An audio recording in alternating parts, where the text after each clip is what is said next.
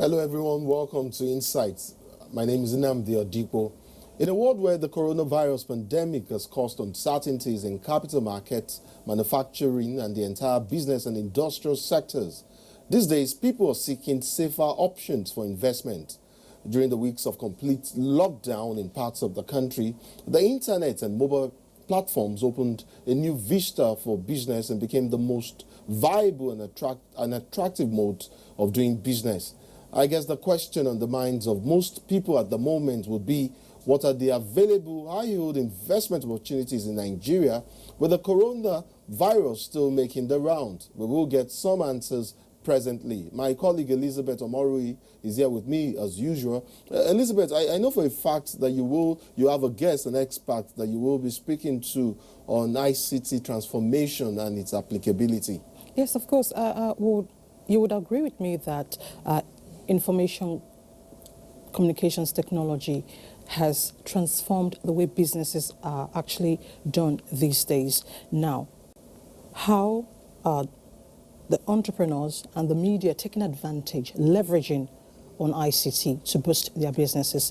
That will be our focus. Indeed. On the media area segment. Let's just get started with the main discussion for this episode.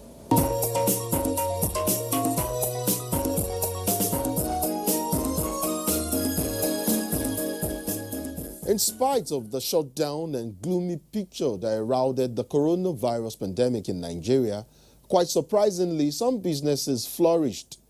But more surprising is how much information technology impacted in the emergence of startups, whether in agriculture, real estate, and most definitely in IT reskilling. I had a rather profound conversation with two analysts in separate professional fields, and it gives a sense of the popular saying, when life gives you lemons, make lemonade.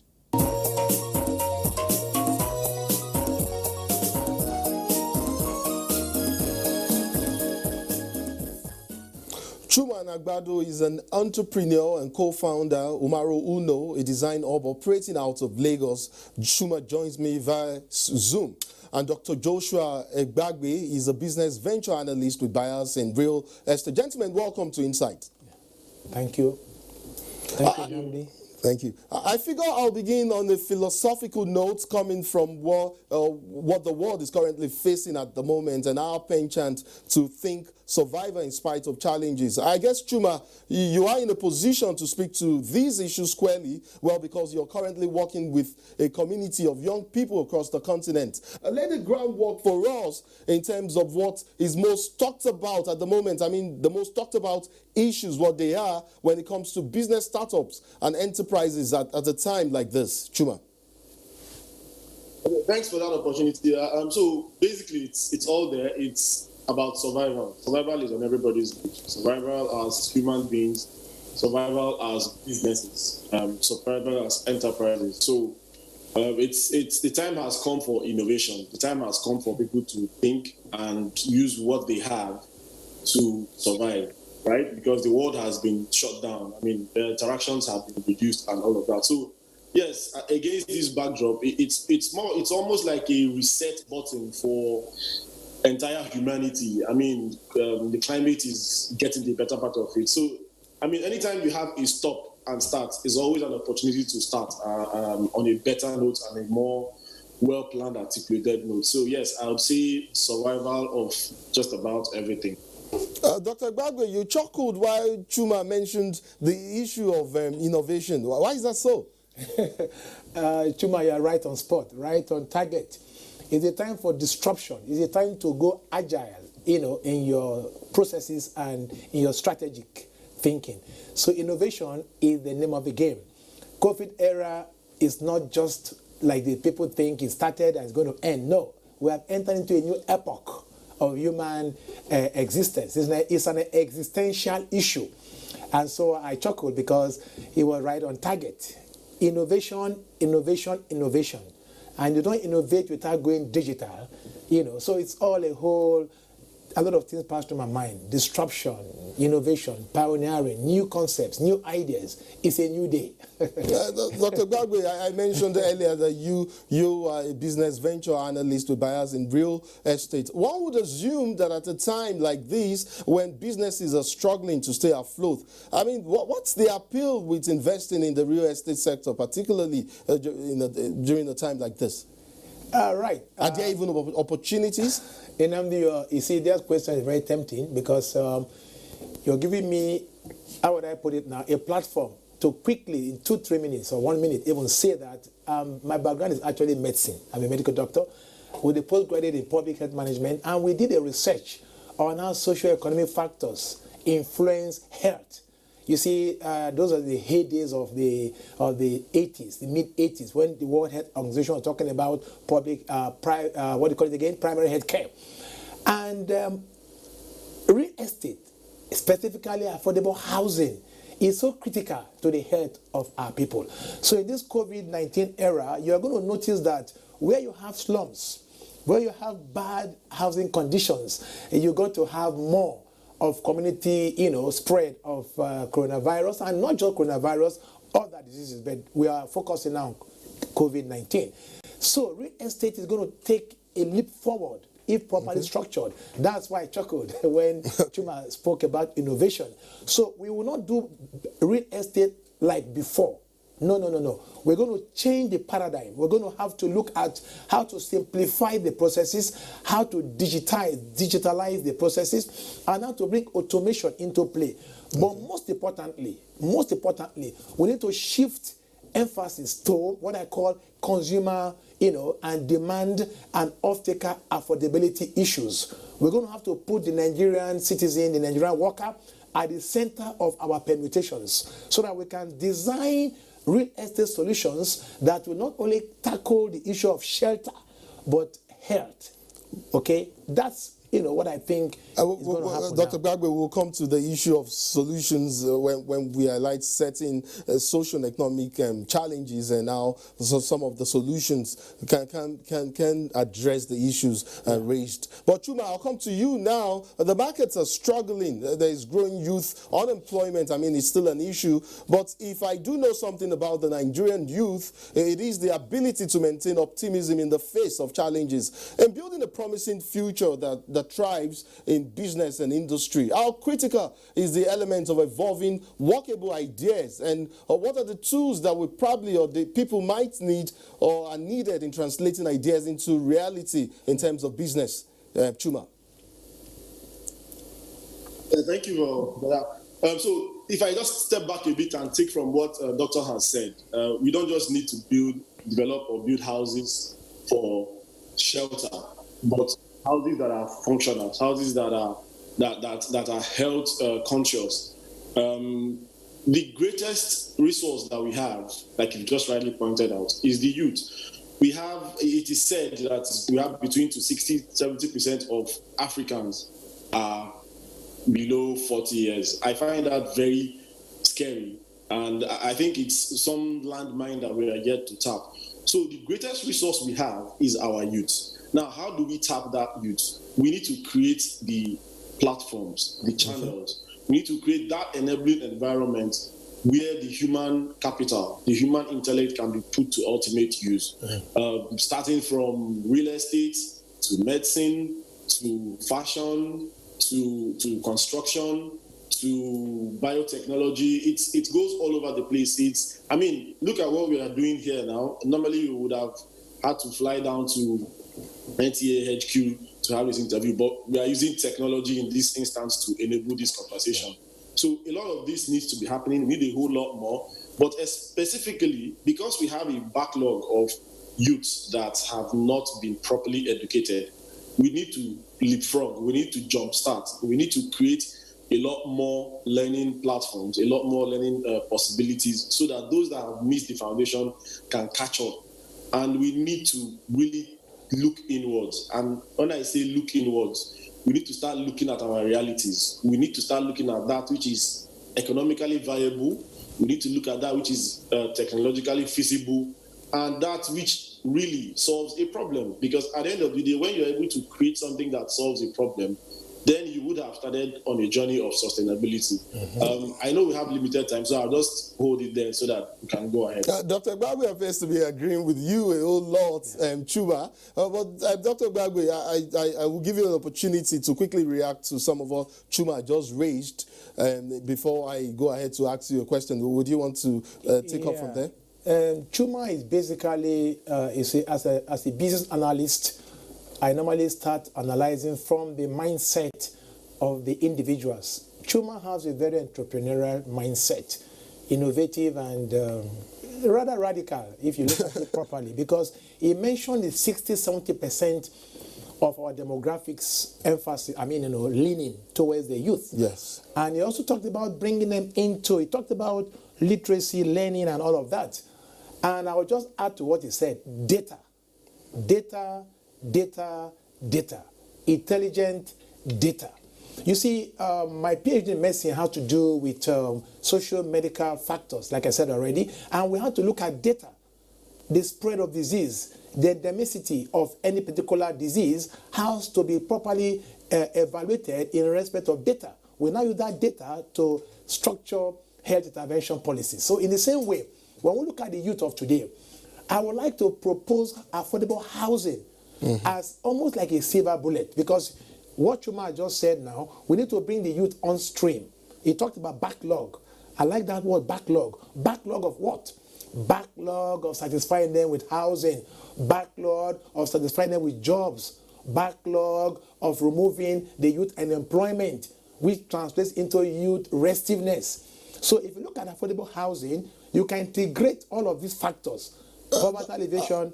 I'll interrupt you jobs. here, Dr. Gbagbe. I'd like to redirect this discourse, this particular point you're making, and because you did earlier on raise the issue of overcoming COVID-19 era challenges, but particularly in the real estate sector. And of course, we know you've talked about, or we've heard you talk about the value chain in real estate. How can we address some of these challenges, leveraging on the expansive value chain within the sector? Well, value chain is a very interesting concept which is still taking root in developing countries. But in the real sense of the word, value chain is the way to look at life. For me, as a value chain analyst, I normally take my bearing from the off-taker, from the demand, from the person, the consumer, which in this case is the Nigerian citizen. Yeah. Nnamdi, I must be very frank with you. We must have to have more responsiveness to the challenges of the man on the street. So when you look at the value chain of housing, affordable housing as a sector, it dovetails and integrates with other value chains, because you can't build a single house without literally, involving the value chains of other sectors. For example, I built estates. Okay, I discovered that to build one house, you need to have solid minerals involved. You need to have energy, solid minerals, because I was going to step in there and ask you to create linkages for how opportunities can be created for young persons. Yes. And of course, considering our teaming unemployed youth. So housing is, I consider it a silver bullet. Let me tell you something people forget. The US, Britain, and other developed countries actually use construction, housing specifically, to jumpstart economies. After the Second World War, the US had to take a very radical approach to mortgage-backed housing.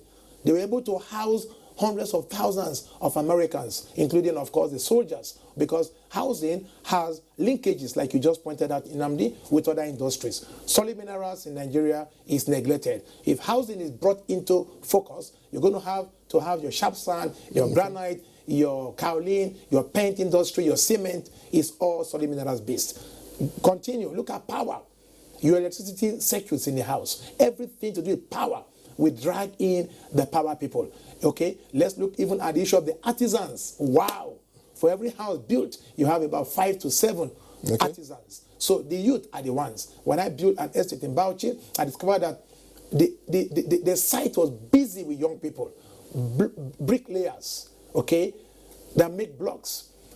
People that create the daily paid work, even the people that come to cook on site.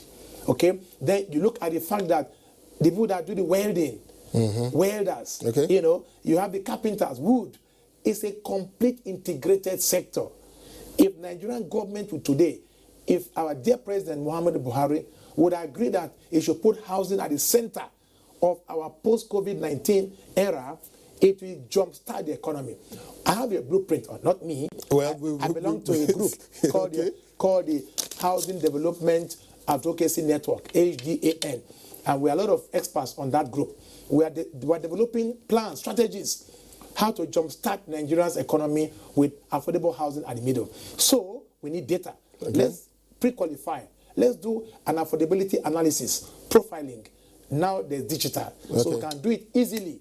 1 million Nigerian youth, let's get them into the indexes of affordability. Then we can structure a national plan around that. Almost like a Marshall Plan. In this case, a Joshua Plan. I'd like to move over to Chuma now. Chuma, I know your platform Mbaro gives you an avenue for social interaction.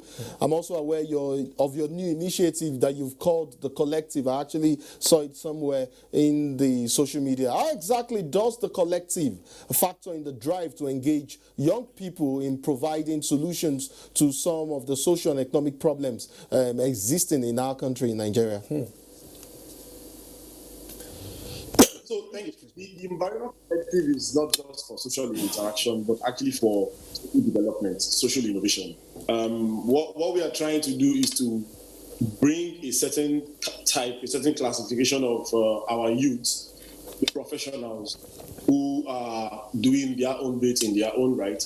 We want to come together. We want to create these cycles of innovation where we take one issue and then we just brainstorm through it, and then we come up with real tangible solutions that would then become what forms an enterprise that would solve a problem. Okay. This is so because we realize that we have a lot of lip service being paid to innovation, and then we just sit down in one round table, we talk, and at the end of the day, one paper is just issued and it dies there. What we want to do with the collective is to create actual solutions that then becomes enterprises, businesses, that would empower people in carrying out its mandate of solving that problem, right? How's the response been so far, and what kind of solutions have targeted? Can you, for instance, create a scenario and tell us about how the collective has helped in providing solutions to a particular or specific challenge? Okay, so we've gotten well over 50 young professionals have enrolled. We are starting off 1st of July, and we are going to be focusing on health, obviously, because of what is going on. We want to see how we're going to innovate around health in the first innovation cycle, which will last 3 months. And as this is going on, all we do is going to be published, and whatever we create at the end of the day will then form the seeds of what will become startups and in that enterprise ecosystem. Part of the things we've done before, we've innovated alongside lines of language. So we have a platform online that is trying to standardize the pidgin language, because we realize that language is a big problem. Yeah. If we can have a language that is ours, that will give us our identity, then we can start to translate text, we can start to translate literature, we can start with all of that education, we can start to learn. It is easier to learn in the language that is your own than the language that is foreign. We have something else that we've done, an initiative that takes basic first aid training. It's called Dr. No Day, basic first aid training to very remote communities. So as the name implies, we were, if I recall correctly, Chuma, NTA was actually part of, created a platform for Dr. No Day, and we actually helped pushed the idea across the African continent. But I'll cross over now to Dr. Gbagbe, and speaking of creating solutions, Dr. Gbagbe, there have always been issues and challenges associated with real estate development in Nigeria, even before, of course, COVID-19. These issues are now exacerbated by the pandemic. What level of innovations could come on stream, and I know you've mentioned that earlier, to improve issues like specific issues like mortgage financing and creating access to housing especially based on one's pocket capacity? Wow, you've answered the question yourself. You talked about data, Nnamdi, you talked about pocket capacity just now, and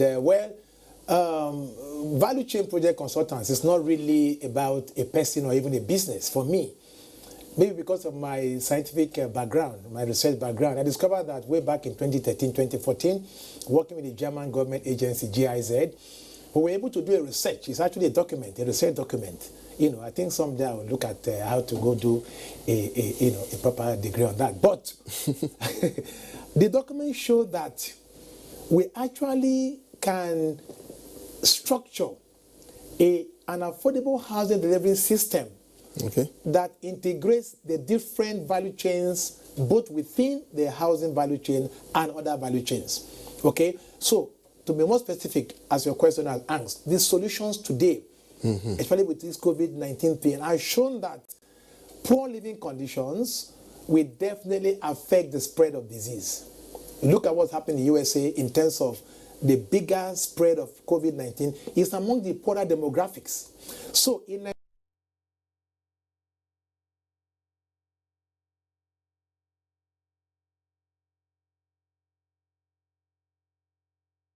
I like what Chuma said, that there's not enough, bringing into implementation some of these ideas. He mentioned it that he's trying to get people to get into enterprises because that's when the jobs are created, okay? So when we have this affordable housing strategy that allows us to know what the affordability of these same young people we are talking about. Some of them are professionals. He talked about 15 professionals. I would like him to have a bigger drag neck. I would like to get to meet him, by the way. But we can begin to look at how to create housing estates that are based on people's pocket capacity and then design the jobs that will come out of that. The GIZ German government had to do with pro-poor, how to destroy poverty, how to reduce poverty. And then when we have all that data in place, we can now look at designs that are specific to the different categories of affordability. And I think Nigerian workers, because I do a lot of work with the TUC, we need to get the workers involved. A lot of young workers, they don't have houses to stay in. They come to Abuja from far off zones. Some of them even live in Nasarawa State, some in Niger State. Those that live in Abuja, Kubwa, Kuje, Lugbe, when I heard how much they pay for, oh my God. Well, Dr. Bagwe, the government has been working on that for a couple of years, and I think some significant improvements have been achieved within the last 5 years by the current administration. I'll cross over to Chuma. Chuma, I'm sure you're aware of, since we're talking about government policies now, but I'm sure you're aware of specific policies targeting the growth of SMEs, as well as other programs by public agencies helping to build capacity and human capital. In light of the impact of COVID-19 on the business environment, what kind of tweak do you envisage or hope for as we look ahead? Framework of governance, really. We have all the good ideas. We have all the good ideas that we want to implement, all the good policies. But I think one of our biggest challenges, one of our biggest problems is over-centralization. So you don't have these policies getting down there to the grassroots. I think we need to redesign our entire framework so that when these good policies we create are implemented, it would get to the end. I will give you an instance. Okay.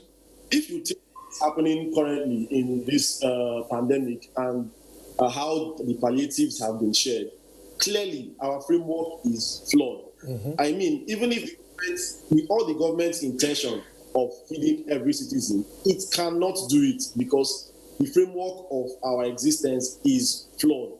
So you derive from what Doctor is saying about focus on housing, I totally agree. Look, if you turn this country to a construction jungle, crime will drop. Living standards will improve because people will not be idle. People will be earning, and they can take care of themselves. We will build houses. Even if we borrow the entire money to do this, that activity will be able to generate. Imagine going on building rail lines to connect every state capital in Nigeria. That project alone, and houses and the cities that will develop alongside those tracks, and all the value chain, how it will trickle down. But basically, and most importantly, is that we need to start allowing our government, we need to decentralize our government. Government needs to get down to the grassroots. most of these policies should be implemented by the local governments. It's quite interesting. I have two guests. One Dr. Egbagbe, who has a medical degree but with bias in real estate. Chuma, I know also. I mean, has some linkage of bias in real estate, in housing for that matter. But gentlemen, let's try as much as possible to try to make our discussion more expansive and look at more generic issues of investment opportunities in areas, because you seem to be focusing purely on housing. Dr. Egbagbe, I'll ask you the same question that I asked Chuma earlier with regards government policies targeting the growth of SMEs and businesses. What kind of tweak would you like to see as we approach the post-COVID-19 era? Right. To be very clear about this, the housing thing is not because we just have a bias. But don't forget, I'm a strategist, I'm a business analyst. I've looked at the different economic factors in this country. And without bias, I mean, I wasn't born a builder, for goodness sake. But having studied all the sectors, even energy, even agriculture, I discovered that housing is such a silver bullet. But let me go to government policy. Let me be specific. Do you know that SMEs can do best when you have a sector that can engage them? For example, artisans. There's no other industry I know. Agriculture is similar, but agriculture has a challenge, which I will leave for another day discussion. But today, SMEs, if you go into the construction industry, okay, maybe that word housing begin to look too much in this Zoom conference. Look at the welders, look at the carpenters, look at the electricians, look at the people that do the roofs, look at those that do ordinary carpentry work. All manner of bank of industry should begin to focus more on housing. The block making industry alone is driving so much job creation. Okay? The carpentry industry alone, if we have a very strategic sector that can absorb this youth, that can take them in and have an exit.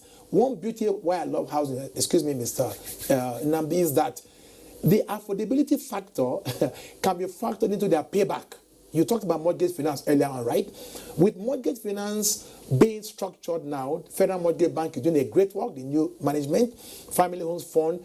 This administration is one of the most responsive so far for housing. You can take my word for that, without bias.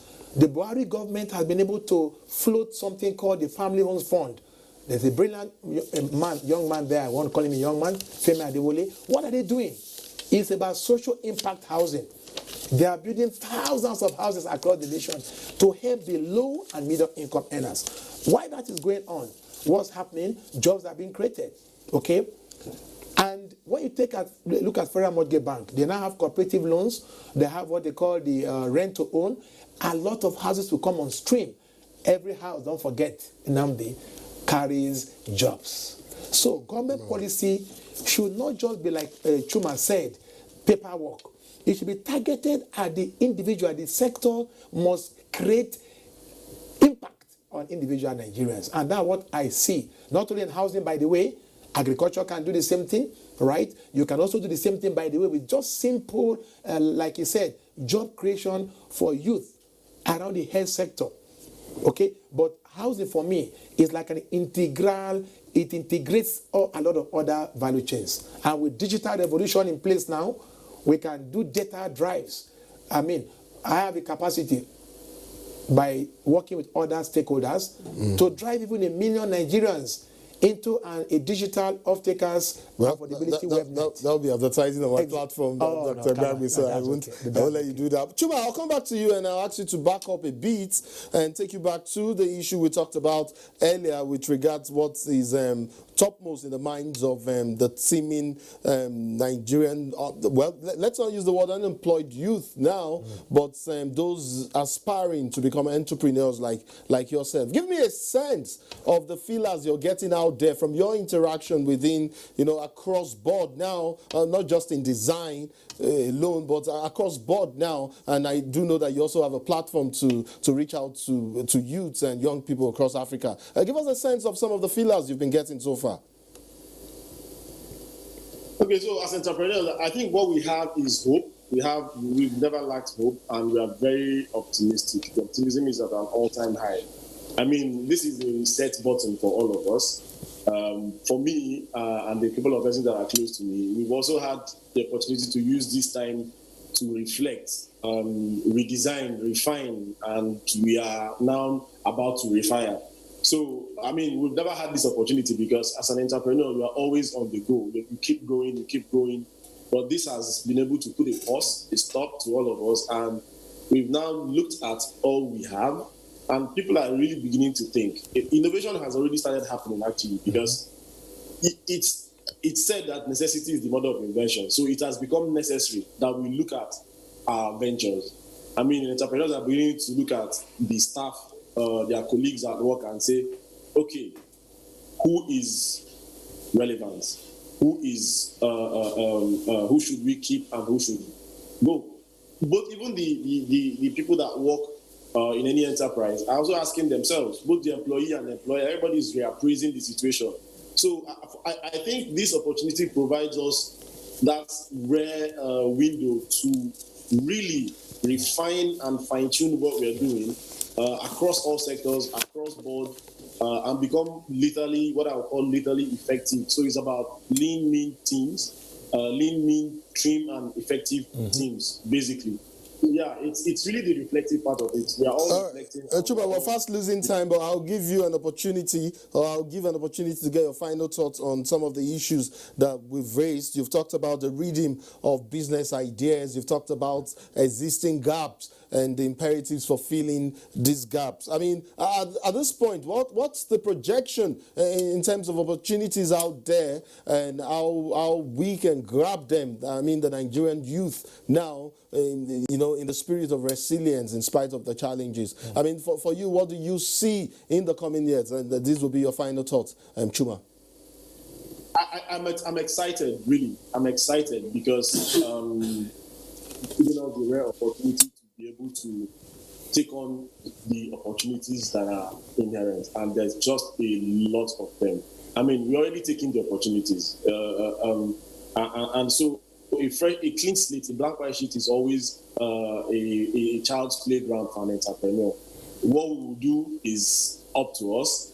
The world is on stop, and it's giving us, and when I mean us, I would say Africans, the opportunity to, say, look, we can actually survive on our own. We can start doing things for ourselves by ourselves based on our reality. That opportunity is what I would say is getting people like me excited, and we are just raring to go. We're just waiting. I mean, for one, I'm just waiting for the world to have some semblance of reopening and take on this opportunity and see what we can do. There's just a lot to solve. There's just a lot of problems to solve, and that is the solutions are out there. Very quickly, Dr. Gbagbe, I'd like to get your final thoughts on some of the issues we've raised.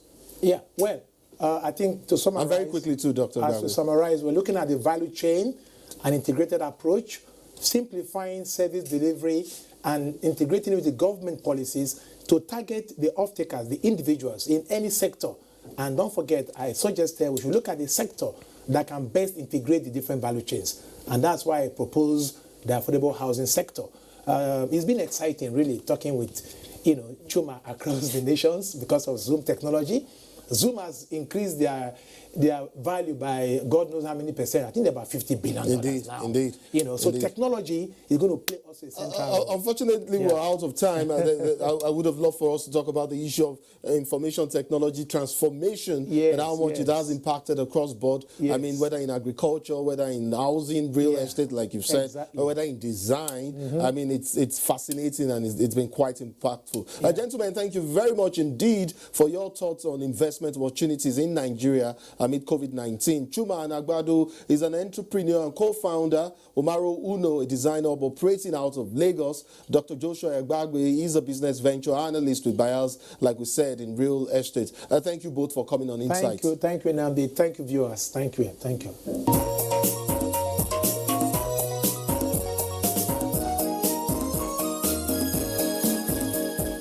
It is quite important to note that there are opportunities out there, especially for startups. I guess innovation is the key word. From business now, we'll move on to politics. June 12 is now synonymous with democracy in Nigeria. I reckon many still remember June 12, 1993, and what transpired to inspire the designation of June 12 as Democracy Day in Nigeria. Well, for those too young to remember and those born after June 12, 1993, why don't we give you a quick recount of the events of that day and a beat on the man in the center of the entire episode. So much has changed in Lagos State since the year 1993. But sometimes when you listen closely, you could still possibly hear some of the ghosts of June 12. In the Alakpere Ketu axis of Lagos, a giant reminder stands. Towering 46 feet above ground level, this memorial statue depicts the persona of the man caught in the center of the June 12 story.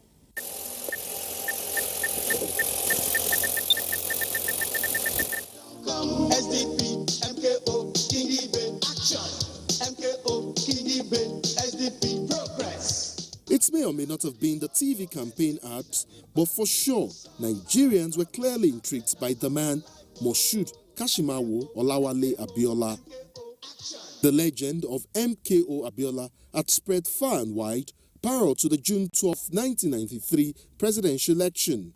The streets were livelier, the people more eager. Electioneering campaigns had sparked a fire that mostly burnt out religious and ethnic preconceptions amongst Nigerian voters. The amazing thing about it was so orderly, it was so free, visibly free, and the fairness was palpable. And we felt like heroes. Our country has done something right. Indeed, June 12, 1993 started as a very good day. As the day progressed, it carried with it the spirit and hope of inclusiveness collectively expressed by millions of voters. The result of the June 12, 1993 presidential election was never completely released and never made official. But something which emerged from the voting pattern and was rather quite glaring was the confirmation that the voters' choice clearly went beyond ethnicity and religion. My proud state of Kano, who had a candidate, but we felt that our candidate may not have been the best, and therefore will vote for another candidate.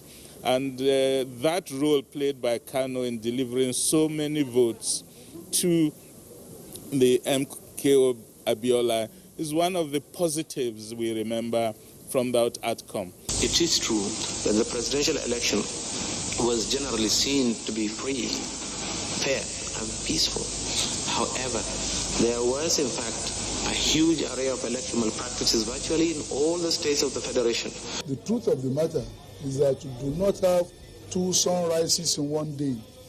Even in Africa, the sun rises only once a day, and that is the way it is. The people have made it very clear that that is what they want. The sun did rise and set on June 12, and the accompanying darkness was frightening. The protagonist in our story was known to have said something quite profound at the time, and I quote, "Democracy came at a price, steep but totally worth the people having their say." End of quote. The June 12 story has several heroes, but one stands out. But there were many other characters at play. In any event, there will always be the heroes and there will be the villains. But the good thing is for us to forgive and forget. What it tells us is that history matters, that it does not matter how you act, history will take care of everything.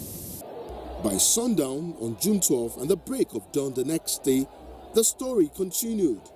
The June 12 story is definitely one for posterity. Quite interesting, I dare say. Well, now I'll hand you over to Elizabeth Omori for the media review segment.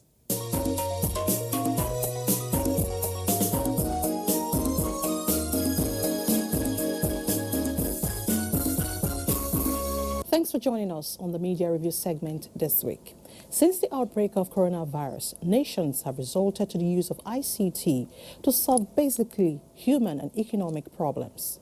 Now, as a nation, how have we leveraged on ICT? My guest, who has 15 years experience in this field, will be telling us, and he's Nasiru Danjuma Usman. It's nice to have you in our studio. Nice to have you too. Thank you. All right, tell us about how to leverage on ICT. Definitely, as you know, information communication technology has been a world-class moving services of delivering services via short distance. What I mean by short distance, without you going through the airways, the road, the rail, and things like that. And with the coming up of COVID-19 currently in the world, people that see ICT as a new service that we cannot leverage and we cannot service it, we don't want to follow technology, choose to, because technology is the major and most effective means of delivering service. A lot of Nigerians here, like the entrepreneurs, started creating how to market their products through the how to sell their services through the because I see a lot of people that started doing catering courses through through WhatsApp, through Twitter, through Instagram. And when I saw from one lady, the lady had like 800 followers that paid for the course. And again, means of delivery, because in most cities there's this bike delivery system that was allowed during the window of the COVID. A lot of people leverage on that towards technology and deliver those services. It encourages and supports the nation to like a wake up. Though it's a bad epidemic, but it became like a wake up to we, especially in Africa and Nigeria. Okay, so how do you think this has changed the game for the media? It has changed to the media because the information, ways of information gathering, before the media has to get to every root and corner of information service. But with the support of almost everybody in the e-services, getting your fact findings, your fact information through some video coverages based on all these virtual reality things, it became easy. So the operational expense of you getting your facts became lower. And the time in turnaround time became also shorter. All right, let's take, for instance, the housing sector, for instance. What is the layout? How has this transformed the sector? Basically on the housing sector, which is normally not an e-based thing, but because of the necessity of lockdown and safety for both the workers on site, the suppliers and everything, most people that were moving with technology use technology in making their decision of purchases and delivery. What I mean by purchases and delivery, a normal real estate guy has to go to the market, spend a day choosing tiles, choosing roads, choosing toilets, but due to the necessity of lockdown and the effectiveness of technology, a lot of people introduce even their lay suppliers to, gentlemen, get me these videos, or if you don't have a website, get me these videos, send to me, I make my decisions, you deliver them, and the people in my site, they do the video of the receiving, whereby transferring just virtual records to the administrative people, and administrative people updating it. So the turnaround time, it's reduced, and I don't even see people in real estate and other sectors going back to the normal way of business, because a normal thing that you spend a week now, with the necessity and with the effectiveness of technology, you can use hours to take the decision. You can use a day to get the delivery, and whereby it reduces all those logistics expense and other operational costs in the construction. Okay, I'd like to take you back to the issue of entrepreneurs. ICT is involved now. People can display their goods, what they do, they can train and all that on the internet. Now, connectivity is an issue. You see, based on the data even used by users and the telecommunication service providers, they are in the game of profit, they are in the game of numbers. Yes, more or less some part of the social responsibility and some part is a business responsibility because they have to report numbers. Now with the data that they have seen during this COVID period and with the SMEs, if you look at the people on the low class, averagely based on data provided, they use the phone more, they use the data more than the high profile people. So from that data, every service provider can do the analysis and know that, yes, these are the places I need to go and deploy more of my service. Because it's a business sector. Yes, the government has laid the infrastructure for them, has laid the policies for them, but still it's left for them to reach the root. Because when you look at, it's just like a if you look at the data of banked and unbanked Nigerians, the unbanked Nigerians are more or less like 70%.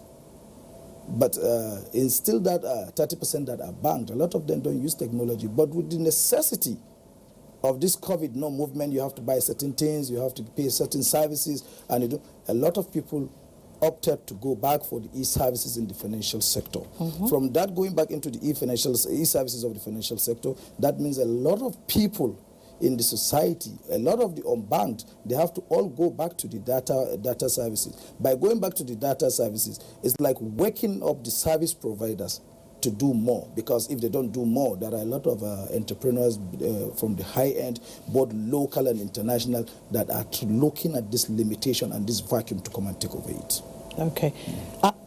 I believe you agree with me that COVID-19 has changed the face of interaction to an extent. Now, for some businesses, for those that are employed, some will lose their jobs. Employers will fall back to ICT. What will be the fate of those that will lose their jobs? Of course, ICT has its own advantage and disadvantage. You know, everything in life, it depends on the way you look at the mirror of every aspect of life. Everything has advantage and disadvantage. It's just like too much comfortable child get to be pampered and get to be lazy. Sometimes some take advantage and get to be more active in life. The laid-back child sometimes get to accept it like a destiny and get to be weak. Some take it as a challenge and move up. It's just like the parents, the teachers. A lot of schools during this COVID have to create an e-system. Some that they don't have the technology, what they did, they just created using the WhatsApp platform, some the Instagram platform, to start doing programs. Why are they doing all these programs? Yes, it's for them to stay in business. And so if today technology is taking away your business, it has to do with what have you been doing first for capacity building? Yes, we know a lot of people will have to go. But when you look at, we are from the Nigerian sector, part of the world, we are too comfortable with the paid job. There are people that said during this COVID, it's like a wake-up and a turning point for them in their life. So it's really sad for you not planning to retire, not planning to change sector, and you just get maybe a 30 days notice that you're going. But it's a wake-up call for us to think ahead and to always be productive. When I mean productive, not just on the job, but thinking of a life out of the job. Because I personally have changed career 3 times or 4 times. So if I can change careers, somebody else can. Some needs a startup capital to change, but I always tell people that the most important asset is the brain. And the brain is not that you have everything in it, you research. That's why in every walk of life, that is what they call capacity building. You see women in the house that they are fully housewives, but they are studying so as just to serve the house, to learn from friends, to learn from technology, how to cook, how to take care of babies, how to do everything. And that's why they keep on, the marriage keeps on moving. So even people that are thinking, oh, their jobs might be affected, have to think out of the box, or rather out of the building. So thinking out of the box is very important now. It is. Post-COVID-19. It is a must. A must. Yeah. Okay. For the public sector, how do we drive this? There's so much interaction in the public sector. You see, a lot of the interaction in the public sector is just the fear of the unknown. And you see, an average human being is too scared and skeptical of change. Change, definitely, the aim of change is a positive result, but change can come aggressively engineering. So we are scared of change, and the comfort in the public sector, people, just like this COVID-19 era, government people are paid, private people, some were paid partly, some were not even paid. So you see, if you know that if you don't get this, you won't be paid, if you get this, you won't be paid. So it's just about for the public sector to go back and make more emphasis on the KPI, key performance indicator, because you see some people are actually redundant, where other people know that their sector and their department that are working, it's very active. If they are not uncompetitive, if they are not on top of their toes, on top of their games, definitely they'll be out of that department. So for those people in the public sector, it's left for the HR or the administrative department to go back to the setting criteria of watching the key performance indicators for the people and improving. That's why they're meant to train and retrain, so as to move on top of the game. Okay. Are we fully leveraged on ICT? Definitely, we have not. Okay. But the platform is there. It's just like... and why are we not using the platforms? I can say lack of knowledge. Okay. Because you see the average man in Nigeria use a very expensive phone, but when you take that phone and look at the phone, the person uses just like 20% of the functions of the phone. Oh. So we're just a classic environment, showing up of the things. But if we are really using the services of the technology that we have, a lot of our operational costs, some people might even go say, I'm not working for the public sector anymore. I want to go private, because they'll get to see that their startup capital is just their phone, their data, and their brain. That's all. So if we are really leveraging on that technological services, what we have on the platforms we have, on the services providers that we have, we are not even using 50%. So what's the way forward? The way forward is for the public sector needs to enlighten more people. The services providers is not just about selling because they're getting the money back.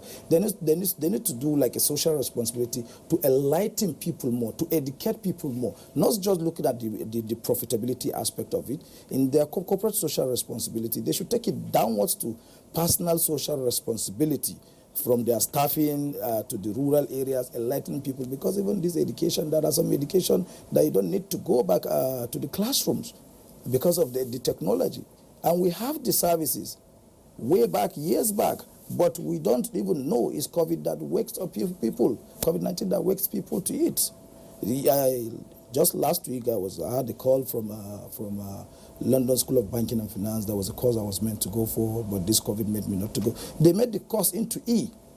You will see Wharton University in Pennsylvania going E. You see Harvard going E. That is the course I went for in 2016 in Harvard. Now they are doing it in E. So if the world-class countries on technologies are all going back to do E, and the services, you're still getting it online real-time. If you can get those services from Nigeria online real-time, then that means we had the platform.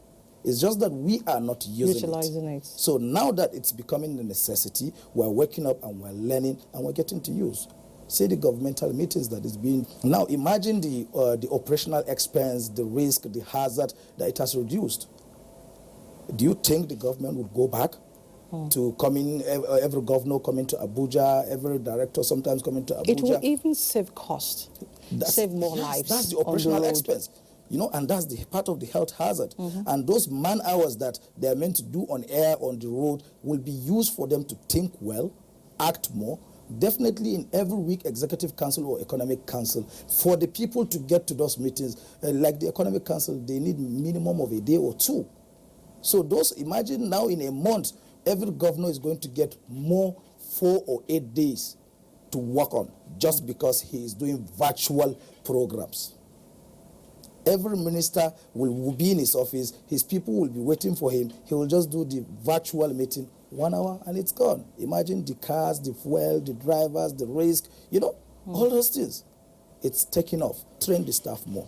Of course. Let's promote bonuses for the staff. There is a way of incentives to move up. I want to thank you for your time. And I hope when we call you again, we'll have more time to talk.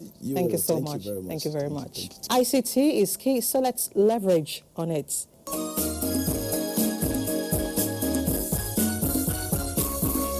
That's it. Thank you very much for watching. But join us same time next week for more on Insight. I am Nnamdi Odipo.